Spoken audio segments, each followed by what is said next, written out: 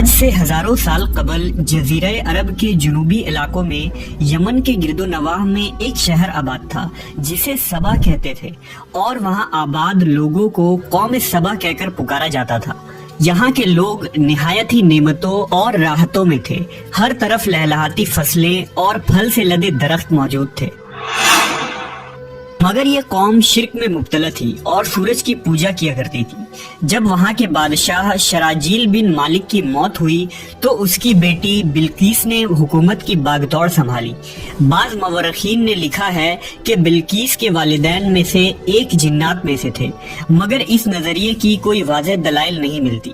ملکہ بلقیس ایک قابل عورت تھی جس نے یمن پر 9 سال نہایت ہی خوبصورتی سے حکومت کی۔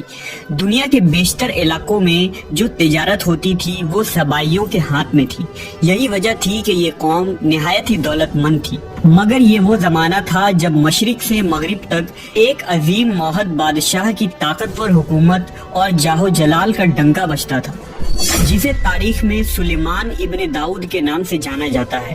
حضرت سلیمان علیہ السلام کی حکومت دنیا کے بیشتر ممالک میں تھی، جس کا دارالخلافہ یروشلم شہر تھا۔ آپ کو ہوا، جنات، چرند و پرند اور جانوروں پر حکمرانی عطا کی گئی تھی۔ ایک دن کا واقعہ ہے کہ حضرت سلیمان علیہ السلام نے دربار لگایا تو جن و انس، جانور اور پرندے سب کے سب حاضر ہوئے، مگر ان کا چہیتا پرندہ ہدہد غائب تھا۔ آپ نے پوچھا ہدہد کہاں ہے؟ جب وہ نظر نہ آیا تو سلیمان علیہ السلام نے فرمایا اگر وہ اپنی غیر حاضری کی کوئی مناسب وجہ پیش نہ کر سکا تو اسے ذبح کر دیا جائے گا۔ ابھی یہ گفتگو ہو رہی تھی کہ ہدہد حاضر ہو گیا۔ پوچھا گیا تم کہاں تھے؟ ہدہد نے بڑے احترام سے جواب دیا، اے اللہ کے پیغمبر، میں اڑتے اڑتے ایک ایسے ملک پہنچ گیا جہاں لوگ شرک میں مبتلا دیکھے۔ وہ آگ اور سورج کی پوجا کرتے ہیں۔ ان کی ایک رانی ہے جسے وہ بلقیس کے نام سے پکارتے ہیں۔ وہ ایک بہت بڑے تخت پر بیٹھ کر حکومت کرتی ہے۔ اس کے تخت میں قیمتی ہیرے جواہرات لال زمرد جڑے ہوئے ہیں، اور اس کے پاس تمام شاہی سامان آرائش و نمائش کے موجود ہیں۔ حضرت سلیمان علیہ السلام نے کہا اگر تمہاری بات سچ ہے تو میرا خط اس ملکہ تک پہنچاؤ تاکہ وہ شرک سے باز آ جائے، اور خط پہنچانے کے بعد وہاں بیٹھ کر سنو کہ وہ کیا رد عمل اختیار کرتی ہے، اور پھر آ کر مجھے خبر دینا۔ حضرت سلیمان علیہ السلام نے خط روانہ کیا، جو کچھ یوں تھا، شروع اللہ کے نام سے جو بڑا مہربان اور رحم فرمانے والا ہے۔ یہ عزت والا خط سلیمان ابن داؤد کی جانب سے ملکہ سبا بلقیس کی طرف ہے۔ جو ہدایت کی پیروی کرے اس کے لیے سلامتی ہے۔ مجھ پر غلبہ کی خواہش نہ کرو، میرے مقابلے میں سرکشی اختیار نہ کرو، بلکہ فرما بردار اور مطیع ہو کر میرے پاس آ جاؤ۔ یہ خط دراصل ملکہ سبا اور اس کی قوم کی طرف دعوت اسلام تھی۔ ہدہد نے یہ خط لے جا کر ملکہ بلقیس کی گود میں گرا دیا۔ ملکہ کے دربار میں اس وقت 300 کے قریب سردار بیٹھے تھے۔ انہوں نے جب یہ خط پڑھا تو طیش میں آ گئے اور کہا کہ یہ ہماری توہین ہے، ہمیں اس کا سخت جواب دینا چاہیے۔ مگر ملکہ بہت سمجھدار تھی، اس نے انہیں سمجھایا کہ خط سے پتہ چل رہا ہے کہ یہ کوئی عام شخص نہیں، خدا کا کوئی پیغمبر ہے، لہذا ہمیں حکمت سے کام لینا چاہیے۔ اس نے کہا کہ میں حضرت سلیمان علیہ السلام کی طرف ایک تحفہ بھیجتی ہوں، اگر انہوں نے قبول کر لیا تو وہ بادشاہ ہے، میں اس سے جنگ کروں گی، لیکن اگر انہوں نے تحفہ قبول نہ کیا تو میں اس کی پیروی کروں گی کیونکہ وہ نبی ہے۔ ہدہد یہ ساری گفتگو سن رہا تھا۔ اس نے آ کر حضرت سلیمان علیہ السلام کو ساری بات بتا دی۔ حضرت سلیمان علیہ السلام نے جنات کو حکم دیا کہ شہر میں داخل ہونے والے راستے پر سونے چاندی کی اینٹوں کا فرش بچھا دیا جائے۔ راستے کے دونوں جانب سونے کی عجیب الخلقت جانور کھڑے کر دیے جائیں۔ وزراء اور عمال سلطنت کی تمام کرسیوں کو سونے کا کر دیا جائے۔ دربار کو ہیرے جواہرات سے مزین کیا جائے۔ ادھر بلقیس نے حضرت سلیمان علیہ السلام کے لیے تحائف روانہ کیے، جن میں سونے کی اینٹیں، جواہرات، غلام، کنیزیں اور ملکہ کا ایک خط بھی تھا۔ جب یہ تمام تحائف لے کر قاصد حضرت سلیمان علیہ السلام کے دربار میں پہنچے اور انہوں نے یہ سب دیکھا تو شرمندہ ہوئے۔ حضرت سلیمان علیہ السلام نے ملکہ کے قاصدوں سے کہا، کیا تم لوگ مال سے میری مدد کرنا چاہتے ہو؟ مگر دیکھ لو، جو کچھ اللہ نے مجھے دے رکھا ہے وہ اس سے بھی زیادہ ہے جو تمہیں دیا ہے، لہذا تمہارا تحفہ تمہیں مبارک ہو۔ اب تم اپنے تحائف کے ساتھ واپس جاؤ اور اپنی ملکہ سے کہنا کہ ہمارا انتظار کرے، ہم ایک زبردست لشکر لے کر آئیں گے۔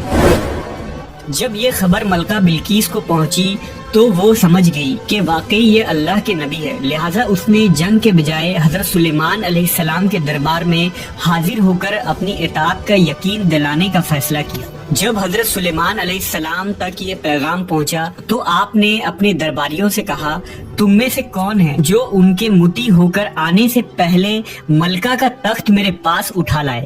ایک دیو ہیکل جن نے کہا، آپ کے دربار کو برخاست کرنے سے پہلے میں اسے لا سکتا ہوں، میں اس کام کی پوری قوت رکھتا ہوں اور امانت دار بھی ہوں۔ پھر ایک اور شخص جس کے پاس کتاب کا علم تھا، اس نے کہا، میں یہ تخت آپ کو آپ کے پلک جھپکنے سے قبل ہی لا دوں گا۔ پھر حضرت سلیمان علیہ السلام نے اس تخت کو اپنے پاس رکھا ہوا دیکھا تو پکار اٹھے، یہ میرے پروردگار کا فضل ہے تاکہ وہ مجھے آزمائے کہ میں شکر کرتا ہوں یا ناشکری، اور جو شکر کرتا ہے تو اس کا شکر اس کے اپنے ہی لیے مفید ہے، اور اگر کوئی ناشکری کرے تو میرا پروردگار بے نیاز ہے اور اپنی ذات میں بزرگ و برتر ہے۔ مفسرین کے مطابق وہ شخص حضرت سلیمان علیہ السلام کا کوئی دوست تھا جس کا نام آصف ابن برخیہ بتایا جاتا ہے، اور بعض نے لکھا کہ وہ آپ کا خالہ زاد بھائی تھا۔ کہا جاتا ہے کہ اس تخت کی لمبائی 80 ہاتھ، عرض 40 ہاتھ اور اونچائی 30 ہاتھ تھی۔